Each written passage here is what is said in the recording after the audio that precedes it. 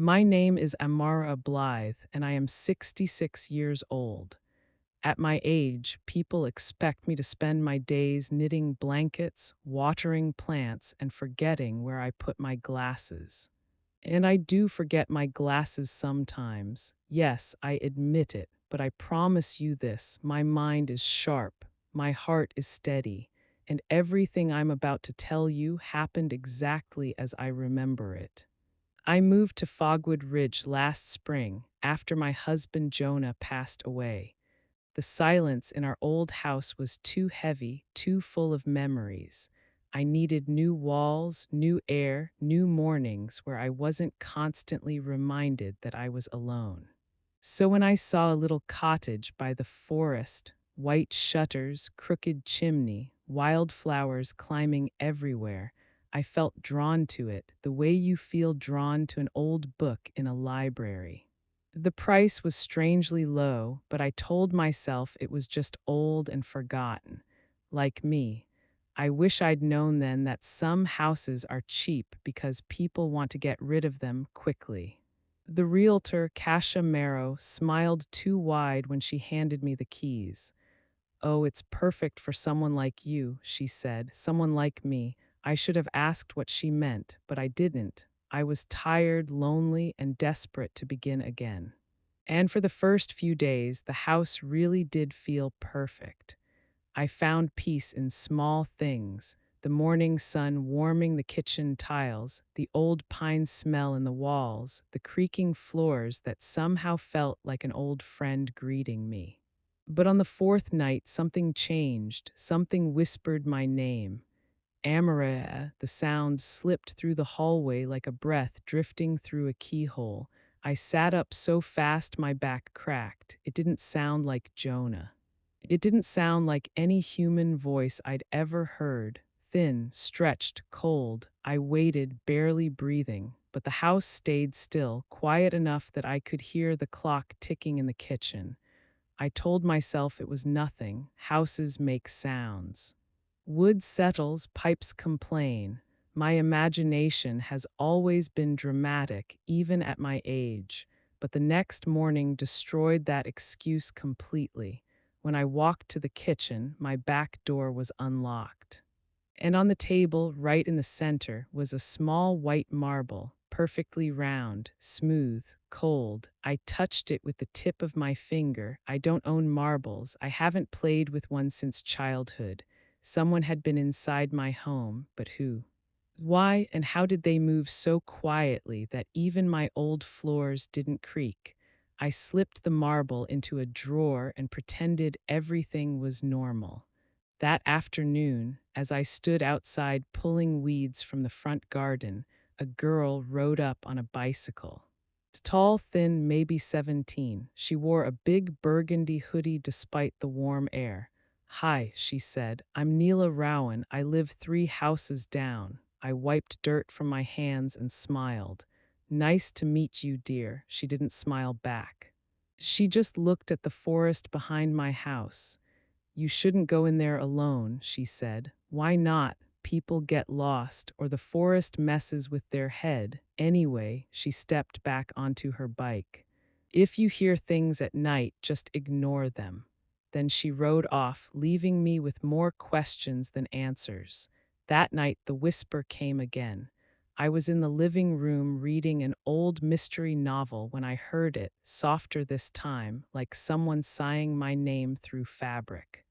"Amara," the teacup nearly slipped from my hand. This time I didn't freeze. I stood. I walked straight to the hallway. I'm old, but I'm not helpless.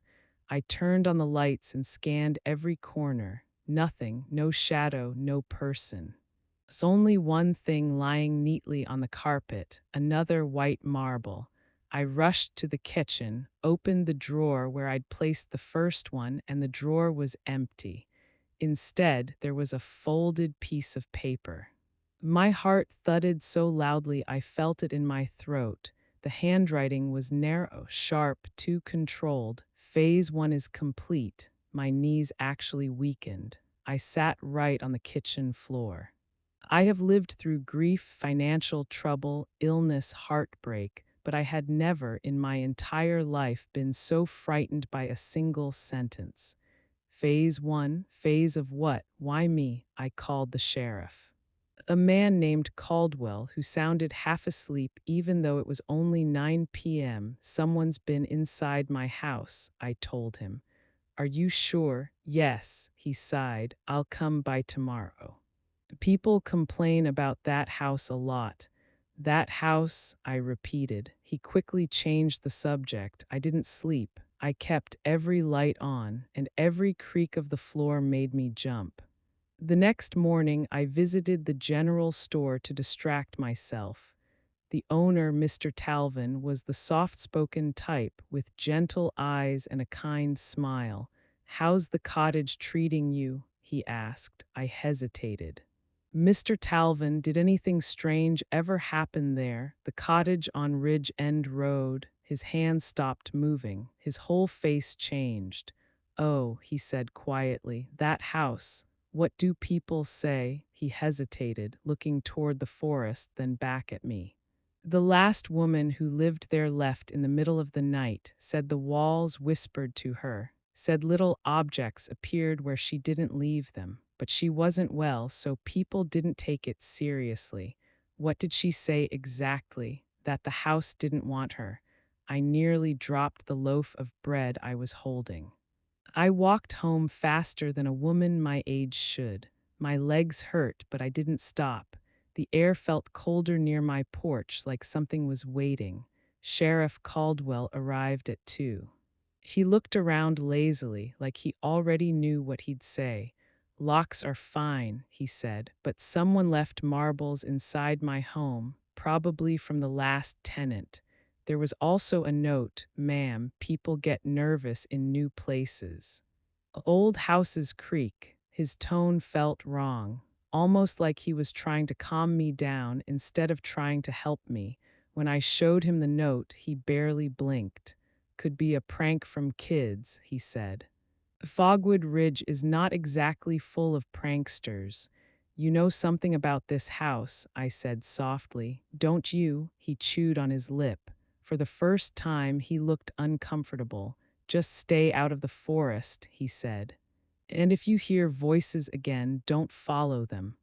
Follow them, I repeated. Why would I follow a whisper? He didn't answer. He walked out, got into his truck, and drove away.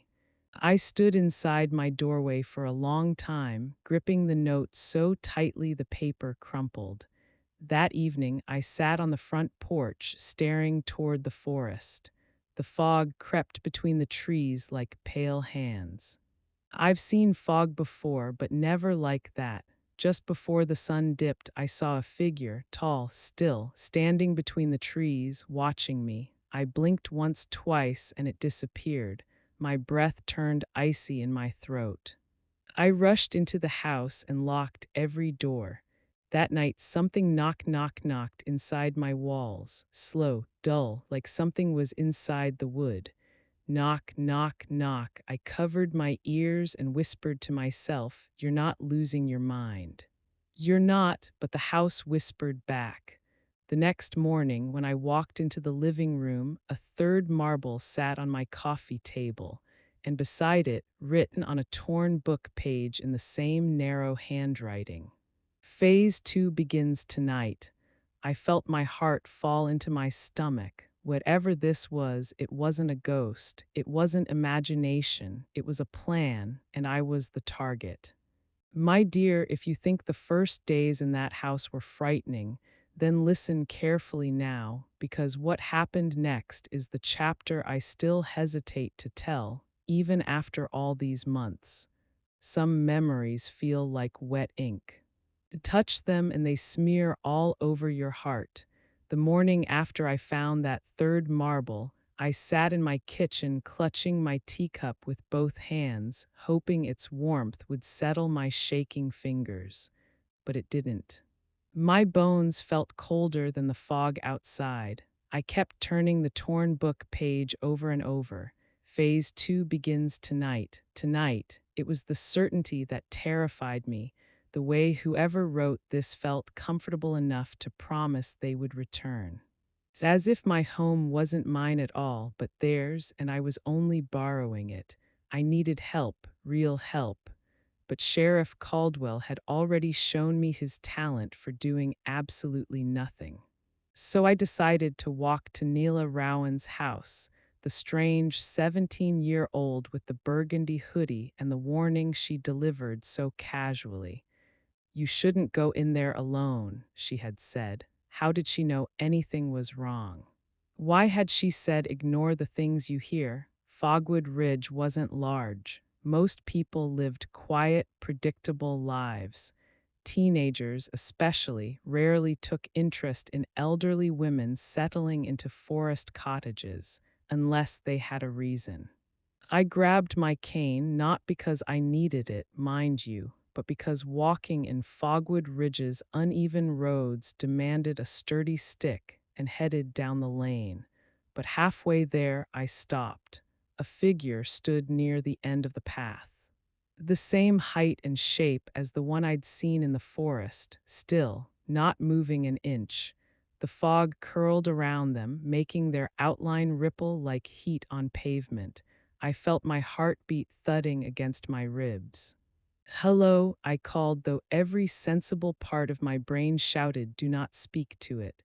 No reply. I blinked, and just like before, the figure was gone, not walked away, not ran, just vanished. Every hair on my arms lifted. I hurried the rest of the way to the Rowan house, practically falling onto their front steps as I knocked. After a moment, the door opened, and there was Nyla, same hoodie, same suspicious eyes. Oh, she said. You came, that's right, I snapped, my fear turning into the sharpness of an old school teacher. And you're going to tell me what's going on. She chewed her lip, hesitating. Inside, she finally whispered.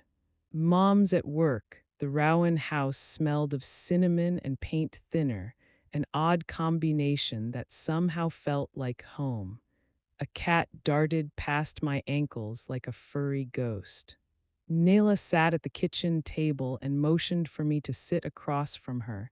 So, I said, start explaining. She fiddled with a thread on her sleeve. The forest behind your house, she swallowed. It's alive. I stared at her. Not confused, but offended. Of course it's alive. It's a forest. No, she leaned forward. Not like that. I mean, it listens, it watches, and sometimes it moves. A chill slid down my spine. I tried to laugh. It came out thin and shaky. Houses don't write notes, dear. People do. Someone is breaking in. Her eyes widened. You found a note. I found several. She exhaled as if that confirmed something terrible. Then it's already started, she whispered. What has? I hissed. She lowered her voice. The phases. Those words rooted me to my chair. What do you know about them? I demanded. She drew a shaky breath. Last winter, a boy from the next town over went exploring in the forest. He said he heard someone whispering his name. He followed it. Followed it, I repeated, remembering Sheriff Caldwell's warning. He came back with marbles, Neela said, white ones, and he kept saying weird things about someone watching him, about being part of some plan. I felt my skin tight. What happened to him? Neela shook her head. He left town. His family moved overnight. They didn't take anything with them. My breath stilled. So you're saying the forest plays tricks on people? Her mouth pulled into a grim line. Not tricks, steps, phases.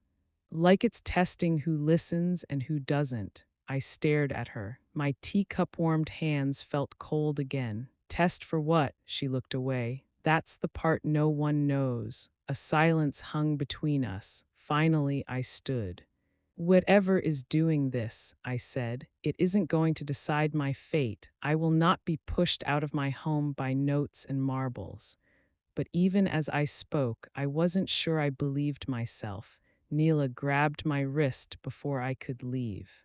Then don't be alone tonight, she said. Not during phase 2. I nodded, though I didn't fully understand her warning. When I walked back, Fogwood Ridge seemed quieter than usual. too quiet, even the birds hid their songs.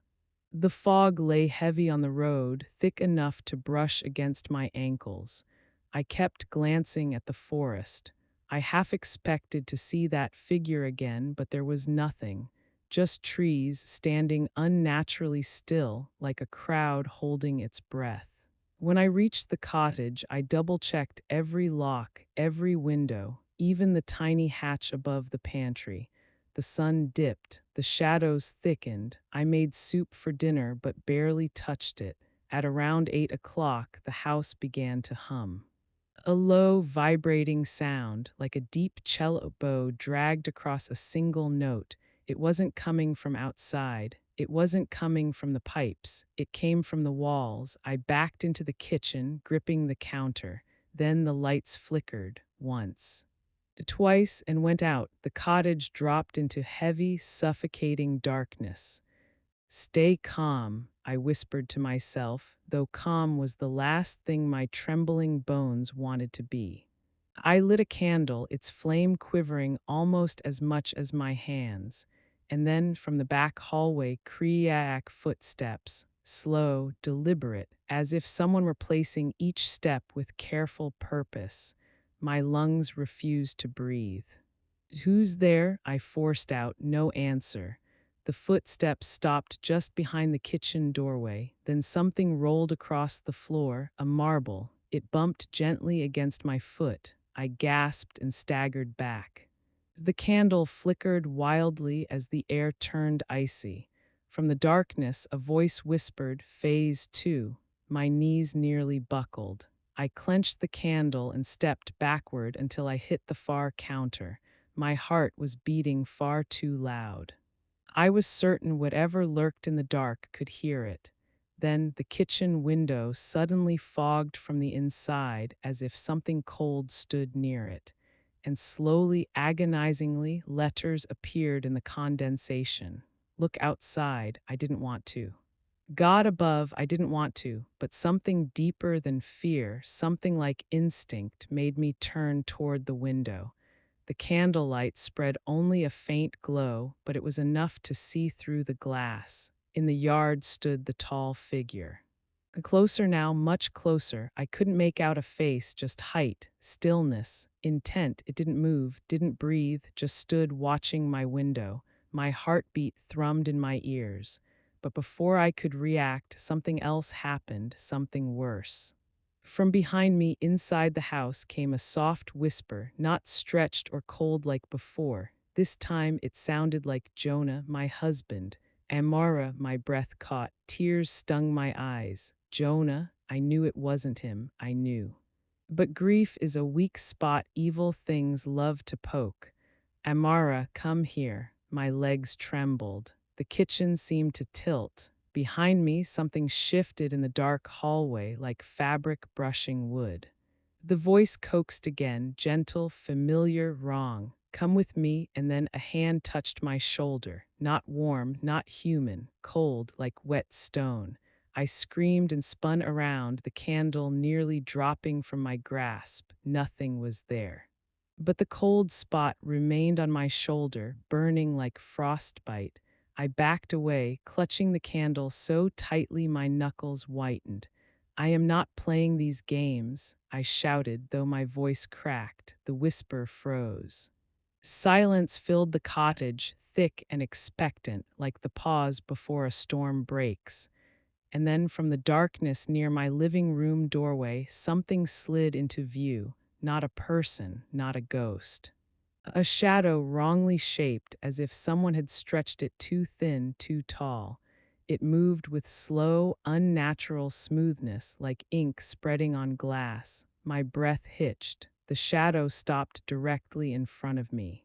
Then it raised an arm, a long, thin, trembling arm, and revealed a scrap of paper between two elongated fingers.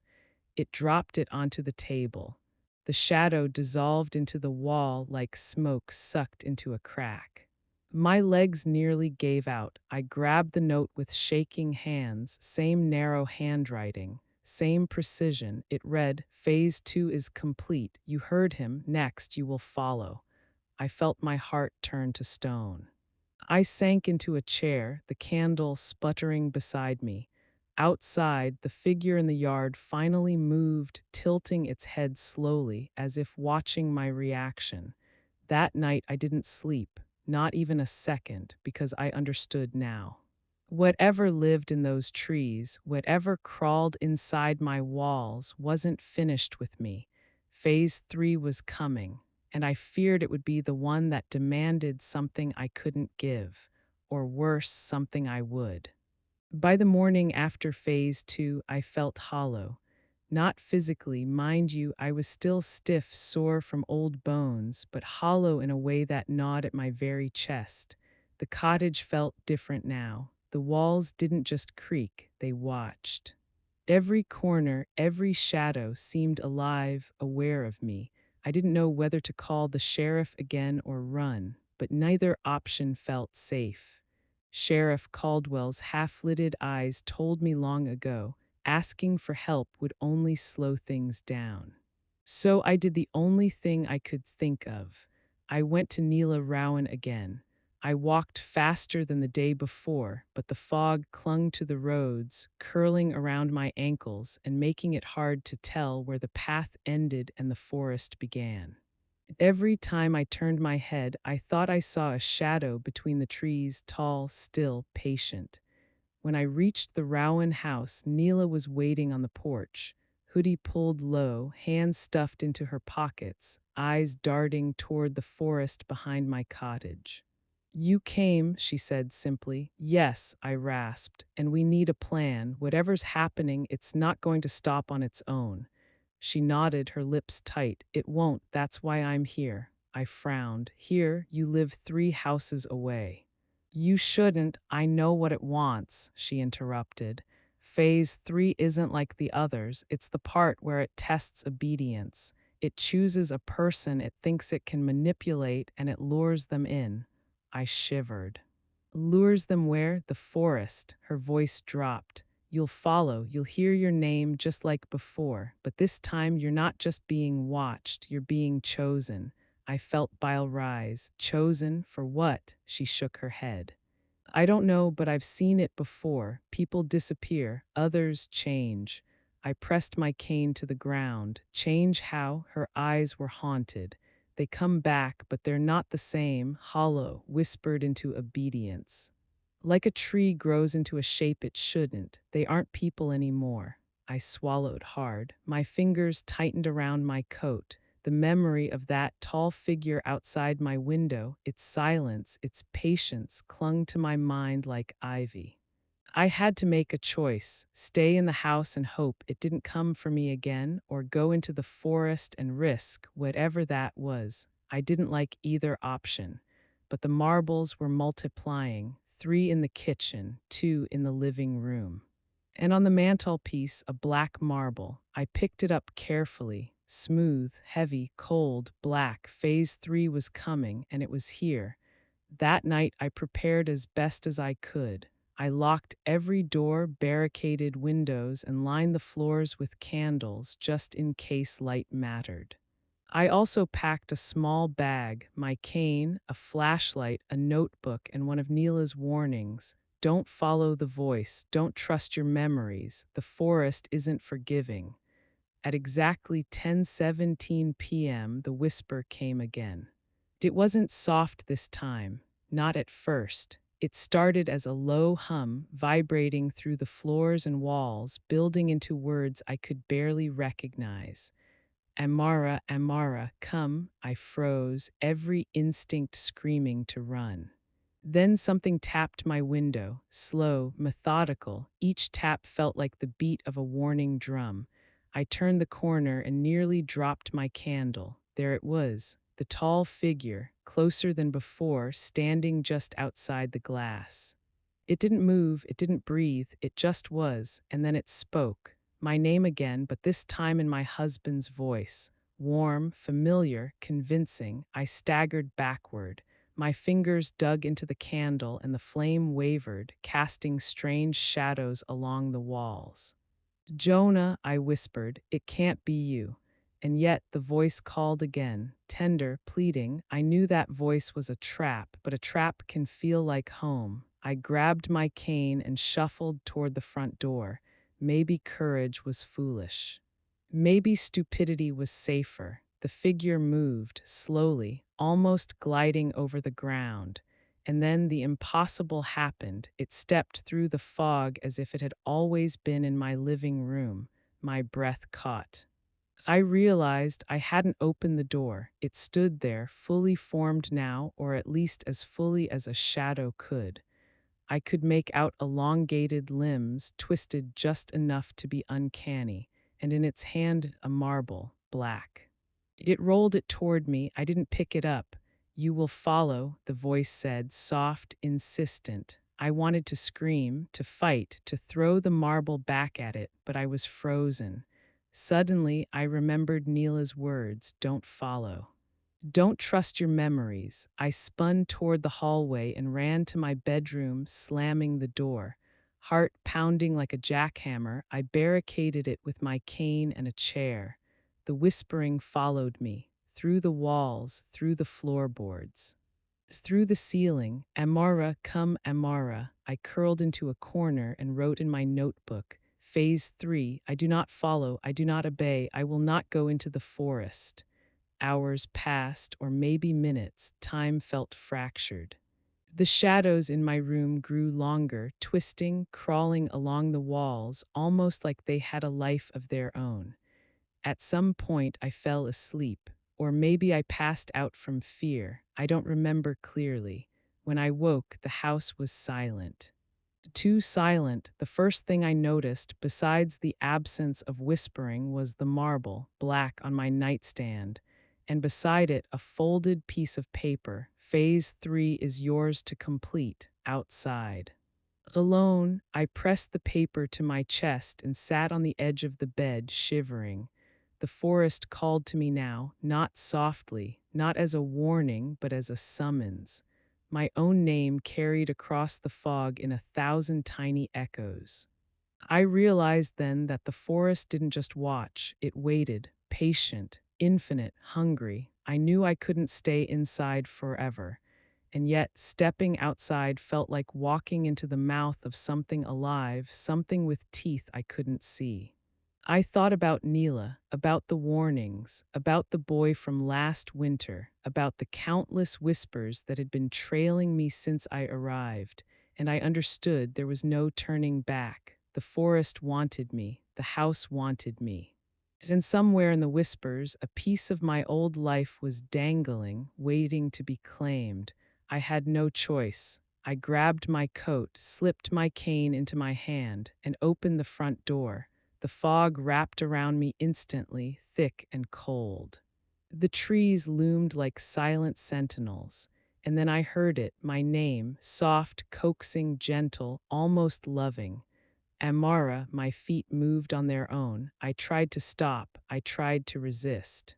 But the longer I stayed still, the louder it became, as if the forest itself was exhaling, drawing me forward. Step by step, I followed the sound, and in the shadows between the trees, I glimpsed movement, something tall, something thin. Waiting, watching, patient, I stopped, my hands shook, my breath was ragged, and then I realized I had crossed the threshold. Phase 3 had begun. I didn't know how long I walked. The fog wrapped around me like a shroud, cold and wet, soaking into my coat and my bones. Every step seemed to pull me deeper into the forest, yet every shadow whispered my name, coaxing me forward. I should have screamed, I should have turned back, but something, I don't know what, kept me moving. A mix of fear, stubbornness, and perhaps hope. The trees grew taller, their branches bent toward me like fingers reaching for my shoulders. The air smelled faintly of earth and something metallic. I pressed my cane into the dirt, trying to stay grounded. Then I saw it, a clearing, small, perfectly circular. In its center, a single white marble rested on a pedestal of twisted roots. Around it, the fog swirled unnaturally, glowing faintly in moonlight I couldn't see elsewhere. and standing by the marble, tall, thin, impossibly still, was the figure, the one I'd seen before. The one that had whispered my name, rolled the marbles, and drawn me into this nightmare. But now I could see it clearly. Its face was a mask, a porcelain mask, pale and smooth, with hollow eyes that reflected everything I feared. Its body was too long, too angular, almost as if the forest had shaped it from shadows and wood. And in its hand, another marble, black. "You've come," it said. My heart nearly stopped. The voice was layered, my husband, the boy from last winter, and something older, darker, that seemed to crawl from the roots beneath my feet. "Why me?" I whispered. My voice trembled. "Why my house? Why the marbles?" The figure tilted its head. "Because you listen, because you remember, because your heart is not yet empty." I stared, trying to understand. "Empty? What are you talking about? You are the one who can hear the whispers," it said. "The house, the forest, they speak.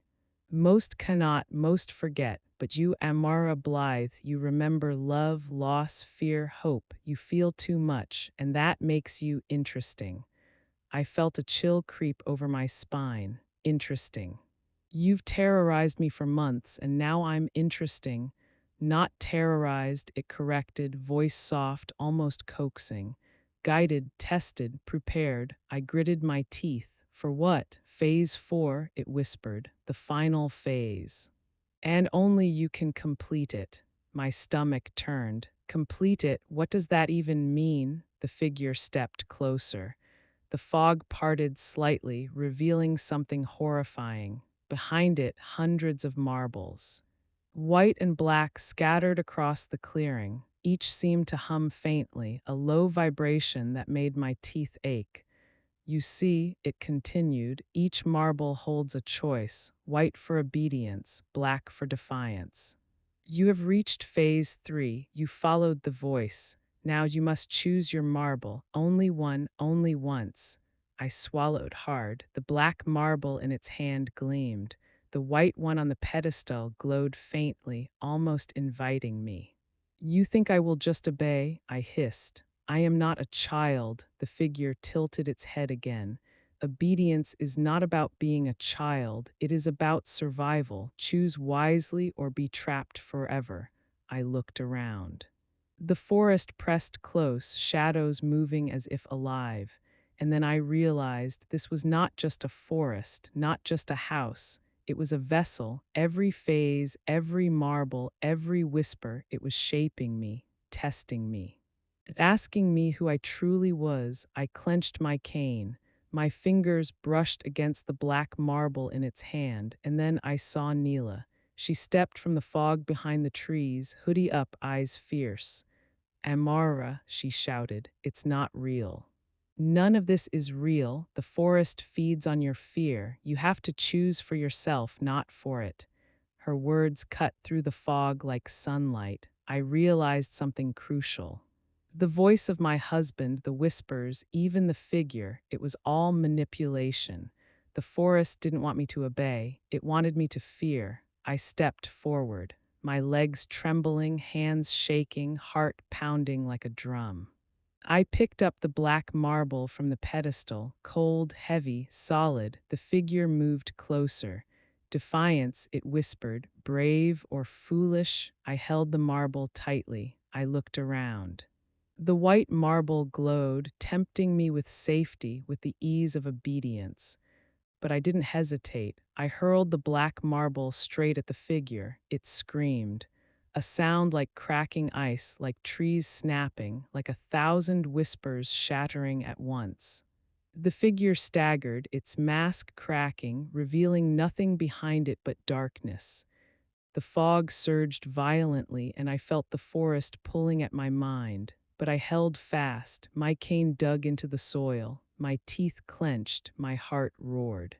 And then silence. The fog lifted. The shadows retreated. The marbles scattered across the clearing, but none moved. The black marble lay at my feet, glowing faintly as if approving my choice. I breathed. really breathed for the first time in months. The figure was gone, the whispering gone. I looked up.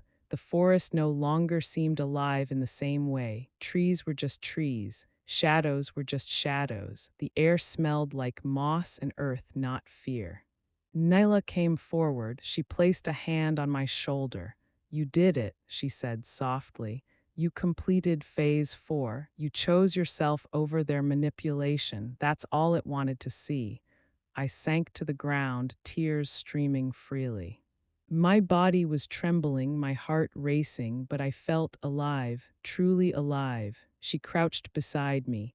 The house, the marbles, the whispers, they were a test. The forest protects itself.